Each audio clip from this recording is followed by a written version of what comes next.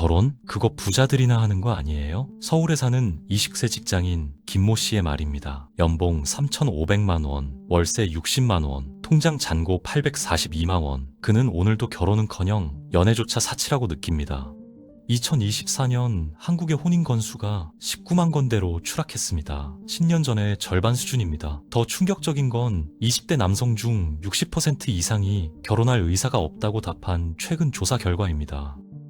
대체 무슨 일이 일어난 걸까요? 한때 결혼은 당연한 인생 코스였습니다. 하지만 지금 2030 세대에게 결혼은 선택이 아니라 사실상 포기의 영역이 되어버렸습니다. 통계청이 발표한 수치는 더 잔인합니다. 30대 초반 미혼율이 남성 50%, 여성 35%를 넘어섰습니다. 서울에서는 이 수치가 더 높습니다. 부모 세대는 고개를 갸우뚱합니다. 요즘 애들은 왜 이렇게 결혼을 안 하려고 할까? 하지만 젊은 세대의 대답은 명확합니다. 하고 싶어도 할 수가 없어요. 단순히 의지의 문제가 아닙니다. 구조적으로 결혼이 불가능한 사회가 되어버린 것입니다. 그렇다면 정확히 무엇이 이들의 결혼을 가로막고 있을까요? 첫 번째 벽은 집입니다. 서울 아파트 평균 가격이 13억을 넘어섰습니다. 청년들의 평균 연봉은 3천만 원 안팎입니다. 한 푼도 안 쓰고 43년을 모아야 집 한 채를 살 수 있는 계산입니다. 전세도 만만치 않습니다. 서울 25평 전세가 5억에서 7억을 호가합니다. 은행에서 전세 대출을 받으면 매달 이자만 150만 원에서 200만 원입니다. 월급의 절반 이상이 집 때문에 사라지는 구조입니다. 한 취업 포털의 조사에서 2030 직장인들이 결혼을 포기하는 이유 1순위가 주거 비용 부담이었습니다. 집이 없으면 결혼할 엄두조차 나지 않는 게 한국 사회의 현실입니다. 부모에게 집을 지원받는 것도 이제 흔한 일이 되었습니다. 하지만 모든 부모가 그럴 여력이 있는 건 아닙니다. 결국 금수저만 결혼할 수 있는 사회가 된 것입니다. 그래서 젊은이들은 말합니다. 사랑만으로는 결혼할 수 없어요. 현실이 너무 무거워요. 두 번째 벽은 결혼 비용 자체입니다. 웨딩 업계 조사에 따르면 한국에서 결혼하는데 평균 3억 원이 듭니다. 예식장, 스드메, 신혼여행, 혼수, 가전제품, 신혼집 인테리어까지 합치면 그 정도입니다. 특히 양가 부모의 기대치가 높을수록 비용은 더 올라갑니다. 이왕 결혼하는데 남 부끄럽지 않게 해야지 라는 말 한마디에 수천만 원이 추가됩니다. 최근에는 스몰 웨딩, 작은 결혼식이 유행이라지만 그것도 5천만 원에서 1억은 필요합니다. 청년들에게 이 돈은 평생 모을 수 없는 거액입니다. 설문조사에서 20대 미혼 남녀의 70% 이상이 결혼 자금이 없어서 결혼을 미룬다고 답했습니다. 결혼은 더 이상 사랑의 완성이 아니라 경제력의 증명이 되어버렸습니다. 세 번째 벽은 불안정한 일자리입니다. 한국의 청년 실업률은 공식 통계로 6에서 7%이지만 체감 실업률은 25%에 육박합니다. 비정규직, 계약직, 프리랜서로 일하는 청년들이 태반입니다. 정규직을 구해도 언제 잘릴지 모른다는 불안감이 큽니다. 구조조정, 명예퇴직 소식이 끊이지 않습니다. 30대 중반에도 이직을 고민하고 40대가 되면 퇴직을 걱정해야 하는 사회입니다.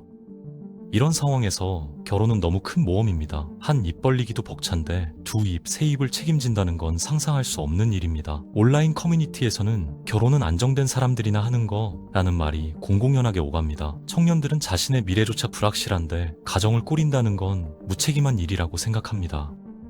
네 번째 벽은 육아와 교육비입니다. 한국에서 아이 한 명을 대학까지 키우는 데 든 비용은 약 3억 원입니다. 사교육비만 월 평균 50만 원에서 100만 원입니다. 강남 지역은 그 2배가 넘습니다. 출산 후 육아휴직을 쓰면 경력이 단절됩니다. 특히 여성의 경우 복귀에도 승진에서 밀리거나 아예 권고사직을 당하는 경우가 많습니다. 맞벌이를 하려면 아이를 맡길 곳이 필요한데 어린이집 대기는 길고 개인 육아 도우미는 월 200만 원이 훌쩍 넘습니다. 최근 조사에서 20대 여성의 절반 이상이 아이를 낳고 싶지 않다고 답했습니다. 이유는 명확합니다. 경력 단절이 두렵고 육아 부담이 너무 크고 교육비를 감당할 자신이 없다는 것입니다.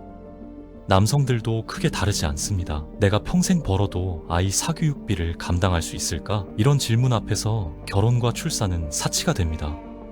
다섯 번째 벽은 워라밸의 부재입니다. 한국의 연간 근로시간은 OECD 최상위권입니다. 퇴근 후에도 카톡으로 업무 지시가 날아옵니다. 주말에도 일 생각을 해야 합니다. 연차를 다 쓰는 건 눈치가 보입니다. 이런 환경에서 데이트할 시간조차 부족합니다.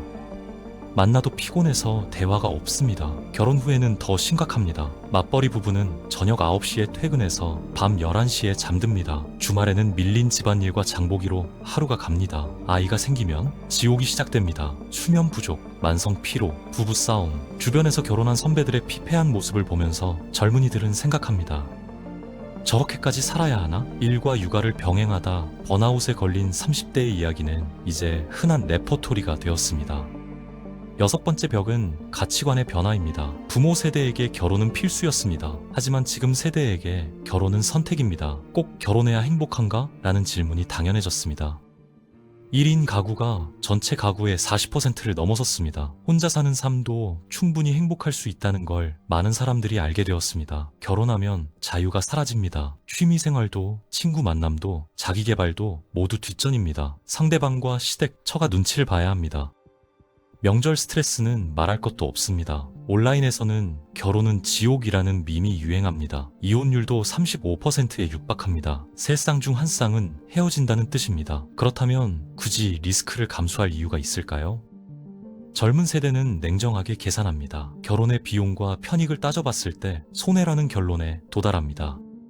7번째 벽은 디지털 환경의 변화입니다. 스마트폰과 OTT, 게임, SNS가 사람들의 시간을 모두 빨아들입니다. 예전에는 외로우면 사람을 만났습니다. 하지만 지금은 넷플릭스를 켜면 됩니다. 유튜브를 보면 됩니다. 인스타그램을 스크롤하면 됩니다.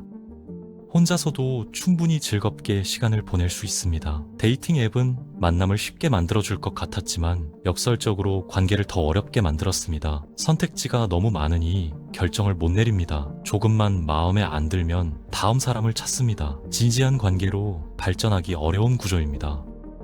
일부는 가상 연애 게임이나 AI 챗봇에서 위안을 찾습니다. 실제 사람과의 관계는 복잡하고 피곤하지만 가상은 편합니다. 거절당할 일도 없고 싸울 일도 없습니다. 이런 환경이 지속되면서 사람들은 점점 더 실제 인간관계에서 멀어집니다.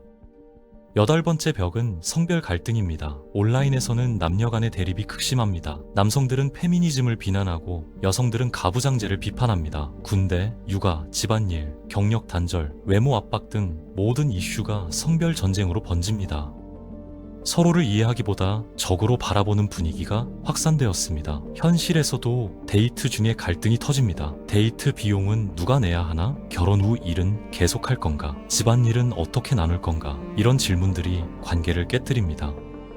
남성은 경제적 부담을 느끼고 여성은 경력 단절을 두려워합니다. 서로의 기대가 엇갈리면서 만남 자체가 스트레스가 됩니다. 조사에 따르면 20대 남녀의 상당수가 이성과의 만남이 불편하다고 답합니다. 연애의 설렘보다 갈등의 피로가 먼저 느껴지는 시대입니다. 9번째 벽은 정신건강 문제입니다. 한국의 우울증 유병률이 급증하고 있습니다. 20대와 30대에서 특히 높게 나타납니다. 경쟁, 비교, 불안, 박탈감이 일상이 된 사회입니다. 다른 사람의 SNS를 보면서 상대적 박탈감을 느낍니다. 나만 뒤처지는 것 같다는 생각이 우울증을 키웁니다. 정신과 약을 먹는 젊은이들이 늘어났습니다. 하지만 항우울제의 부작용으로 성욕이 감퇴하는 경우가 많습니다. 마음이 지치면 연애할 에너지가 남지 않습니다.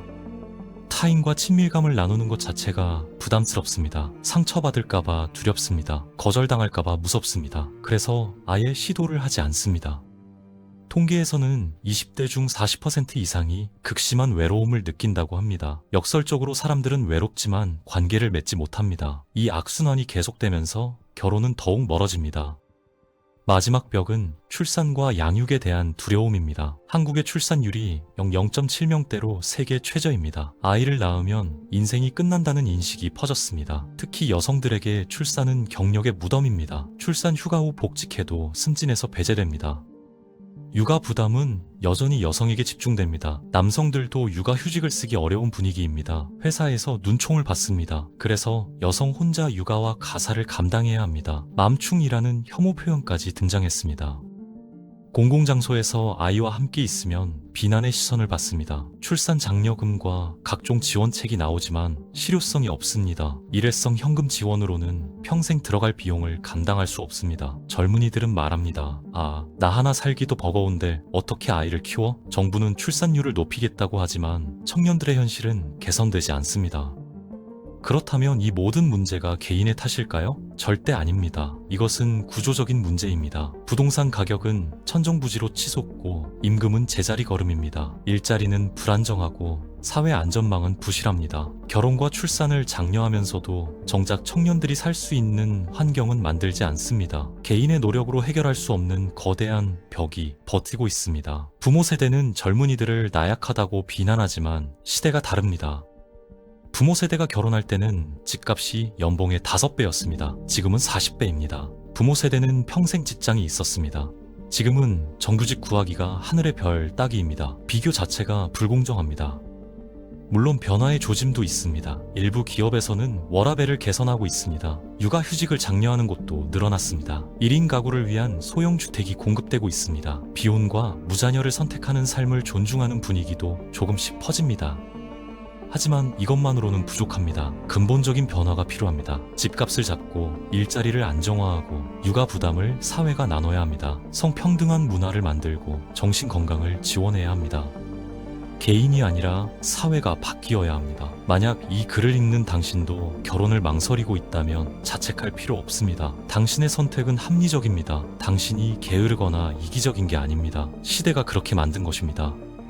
하지만 포기만 할 수는 없습니다. 작은 것부터 시작할 수 있습니다. 워라밸을 중시하는 회사를 선택하세요. 결혼 비용을 줄이는 방법을 찾으세요. 스몰 웨딩도 좋고 혼인 신고만 해도 괜찮습니다. 육아는 부부가 함께 나눠야 합니다. 남성도 육아휴직을 당당히 써야 합니다. 주변의 시선보다 자신의 행복이 중요합니다. 정부와 사회의 목소리를 내세요. 투표로, 여론으로, 행동으로. 청년들의 삶이 나아지지 않으면 나라의 미래도 없습니다. 결혼과 출산은 개인의 선택이지만 그 선택을 가능하게 하는 환경은 사회가 만들어야 합니다. 지금 우리 사회는 청년들에게 결혼하지 말라고 말하고 있습니다. 집값으로, 물가로, 불안정한 일자리로, 과도한 경쟁으로 이제는 바뀌어야 합니다. 관계가 줄어든 시대, 결혼이 사라지는 시대를 우리는 살고 있습니다. 하지만 이것이 끝은 아닙니다. 위기는 곧 기회입니다. 우리는 새로운 방식의 가족, 새로운 형태의 관계를 만들어갈 수 있습니다. 결혼이 아니어도 행복할 수 있고 혼자여도 외롭지 않을 수 있습니다. 중요한 건 서로를 비난하지 않는 것입니다. 결혼한 사람도 안 한 사람도 모두 존중받아야 합니다. 아이를 낳은 사람도 안 낳은 사람도 모두 가치 있습니다. 각자의 선택을 인정하고 그 선택을 가능하게 하는 사회를 만들어야 합니다. 당신의 인생은 당신 것입니다. 누구도 강요할 수 없습니다. 하지만 당신이 원한다면, 결혼하고 싶다면, 아이를 낳고 싶다면 그것이 가능한 세상을 만들어야 합니다. 그것이 우리 모두의 과제입니다. 지금 이 순간에도 어디선가 청년들은 고민합니다. 결혼할까 말까. 그 고민이 불안이 아니라 설렘이 될 수 있는 날이 오기를 바랍니다.